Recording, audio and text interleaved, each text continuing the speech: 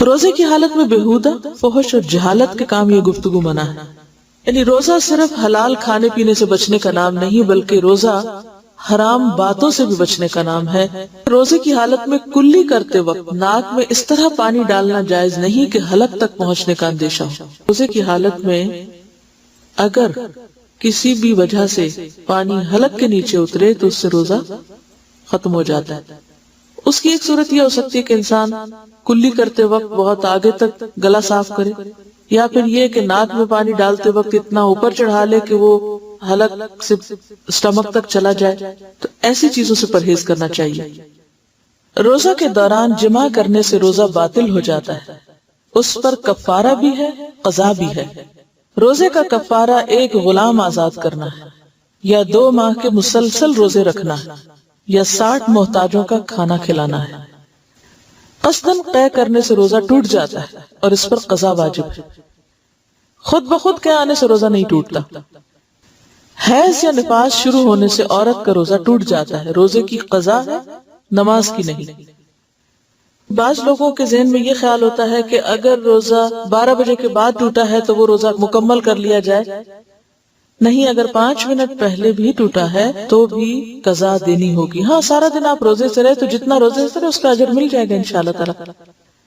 اور اگر ایک دفعہ روزہ ختم ہو جائے آپ کا منسس کی وجہ سے تو پھر آپ کیا کریں؟ یعنی کھا پی سکتے ہیں اس کے بعد، اس میں روزہ رکھنے کی کوئی حاجت نہیں۔ استحاضہ کا مسئلہ کہ اگر کسی خاتون کے پیریڈز ختم ہی نہ ہو تو وہ کیا کرے؟ اس میں ایسا ہے کہ جو اس کے اس بیماری سے پہلے دن مقرر تھے، مہینے میں 6 دن یا 7 دن، اور جو ڈیٹس تھی اور جو کیفیت اس کی ہوتی تھی، جسمانی کیفیت، اور جو علامتیں اس کی ہوتی تھی، ان علامتوں سے پہچان کے ان 5-6 دنوں میں روزہ چھوڑ دے، نماز بھی چھوڑ دے، اور پھر اس کے بعد جب وہ کیفیت بدل جائے تو خواہ بلیڈنگ ہو وہ روزہ بھی رکھے اور نماز بھی پڑھے۔ ٹھیک ہے؟ دیکھیں، پیریڈز کے بارے میں 10 اور 12 دن کوئی چیز نہیں ہے، ہر ایک کی عادت کاؤنٹ ہوگی۔ کہ اگر کسی کو صرف 1 دن کی عادت ہے تو وہ 1 دن، 3 دن کی ہے تو 3 دن، 7 دن کی ہے تو 7 دن۔ بعض لوگوں کا یہ بھی سنا گیا ہے کہ وہ 7 دن سے پہلے نہاتے ہی نہیں، انہوں نے بچپن سے یہ سن رکھا کہ 7 دن کے بعد نہانا، ہفتے بعد نہانا۔ تو یہ سب جہالت کی باتیں ہیں، ہر عورت کی عادت فرق ہوتی ہے۔ روزے کی حالت میں سرما لگانا کیسا؟ سرما روزے کی حالت میں لگا سکتے۔ روزے کی حالت میں بال کٹوانا کیسا؟ بال کٹوانے میں کوئی حرج نہیں ہے۔ روزے کی حالت میں آنکھ میں ڈراپ ڈال سکتے ہیں؟ آنکھ میں ڈراپ ڈالیں گے تو روزہ ٹوٹ جائے گا۔ علماء کے اس میں ہیں اختلاف ہے، لیکن ہمارے دارالفتہ اہل سنت کا یہی فتویٰ ہے کہ ٹوٹ جائے گا۔ روزے کی حالت میں کیا برش کر سکتے ہیں؟ یہ نہیں میں نے اس لیے اس کے باریک اجزاء حلق میں جانے کا پورا امکان ہے۔ اگر وہ چلے گئے تو اس کا حلق میں مزہ محسوس ہوا، روزہ بھی یاد ہے، روزہ ٹوٹ جائے گا۔ یہ ارشاد فرمائیں کہ روزے میں کان میں دوا ڈال سکتے ہیں؟ کان میں ڈال سکتے ہیں، اس میں ہے اختلاف۔ ہمارے یہاں کا دارالفتہ اہل سنت کا فتویٰ یہی ہے، اور علماء کی تحقیقیں ہوئی ہیں اس پر، تو یہ کان میں دوا ڈالنے سے روزہ نہیں ٹوٹتا۔ اگر کان کا پردہ پھٹا ہوا ہے تو روزہ ٹوٹ جائے گا۔ کان کا پردہ پھٹا ہونے کی ایک علامت یہ کہ پیپ آتی رہتی کان سے، ڈاکٹر چیک کر کے بتا دیتے ہیں کہ کان کا پردہ پھٹ گیا ہے۔ روزے میں انجیکشن لگوا سکتے ہیں؟ جی ہاں، لگا سکتے ہیں، روزے میں عطر لگا سکتے ہیں؟ بالکل لگا سکتے ہیں۔ روزے کی حالت میں ناخن کاٹ سکتے ہیں؟ کاٹ سکتے ہیں۔ روزے میں کسی کو خون دینے سے کیا روزہ ٹوٹ جاتا ہے؟ نہیں ٹوٹتا۔ روزے سے رخصت کن لوگوں کو ہے؟ کون کون سے افراد روزہ چھوڑ سکتے ہیں؟ دیکھیں، جن خواتین کو مینسز شروع ہو جائیں ان پر تو روزہ رکھنا ان کے لیے تو جائز ہی نہیں ہے، بعد میں قضا کریں گی وہ۔ باقی 2 قسم کے لوگوں کو اللہ نے اجازت دی ہے روزہ چھوڑنے کی، ایک بیمار اور ایک مسافر۔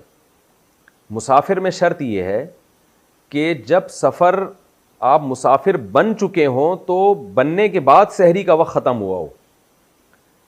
جیسے کہ آپ نے کراچی سے ٹریولنگ کرنی ہے لاہور، ایک مثال دے رہا ہوں، یا امریکہ جا رہے ہیں آپ، مثال آدمی اچھی دے تو زیادہ اچھا ہے۔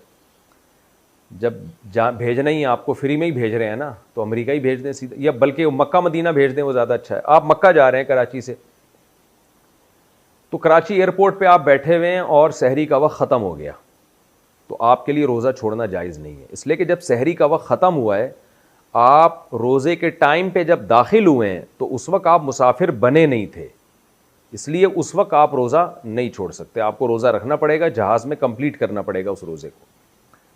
لیکن جہاز اڑ چکا تھا, کراچی چھوڑ چکا ہے اور کراچی کی حدود سے نکل چکا ہے, اس دوران سحری کا وقت ختم ہو گیا, اب آپ مسافر بن چکے ہیں, تو یہ سحری کا وقت جو ختم ہو رہا ہے سفر کی حالت میں ہو رہا ہے, اس سفر میں آپ روزہ چھوڑ سکتے ہیں. آپ رکھ بھی سکتے ہیں, رکھنا زیادہ بہتر ہے, اور چھوڑ بھی سکتے ہیں آپ. تو پھر جو ہے آپ یعنی مقصد یہ ہے کہ سفر سے یہ والا سفر مراد ہے.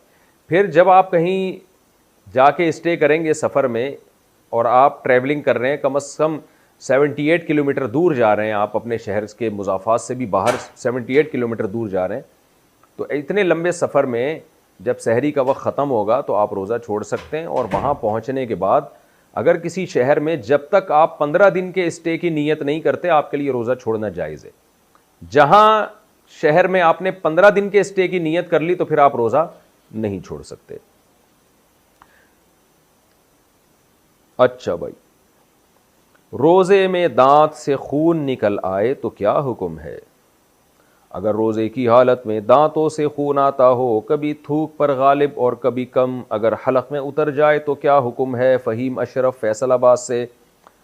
اگر خون آپ کا دانتوں سے نکلا اور وہ تھوک پہ غالب نہیں ہے, یعنی کم خون ہے, کم خون کی علامت یہ کہ آپ نے جب تھوک پھینکا تو اس میں سرخی کم ہے, تھوک غالب ہے, تو ایسے تھوک کو نگلنے سے روزہ نہیں ٹوٹتا. لیکن اگر آپ نے تھوک پھینکا تو وہ اس میں سرخی زیادہ ہے اور تھوک کم ہے, تو اس کا مطلب خون غالب آ گیا ہے, تو پھر ایسے تھوک کو آپ نگلیں گے تو روزہ ٹوٹ جائے گا, چاہے آپ جان کے نگلیں یا غلطی سے نگلیں. میں بار بار بتاتا ہوں, بھولے سے کھانا پینا الگ بات ہے, غلطی سے کھانا پینا الگ چیز ہے. بھولے سے کوئی چیز کھا لی یا پی لی روزہ نہیں ٹوٹتا. بھولے کا مطلب یہ کہ آپ کو روزہ یاد ہی نہیں تھا, تو آپ نے خون نگل لیا, آپ کے منہ میں خون آیا, آپ نے نگل لیا, آپ کو یاد ہی نہیں میرا روزہ ہے, تو اس سے روزہ نہیں ٹوٹے گا. لیکن آپ کو روزہ یاد ہے اور پھر آپ نے جو ہے وہ آپ نہ چاہتے ہوئے بھی حلق میں وہ خون اتر گیا, تو پھر روزہ آپ کا ٹوٹ جائے گا. اب وہ کون سے کام ہے جن کے کرنے سے روزہ ٹوٹ جاتا ہے؟ اب یہ معلوم ہو جائے تو معاملہ ختم ہو گیا انشاءاللہ عزیز. اس کے علاوہ کچھ بھی ہو, روزہ نہیں ٹوٹا آپ کو معلوم ہو جائیں گا.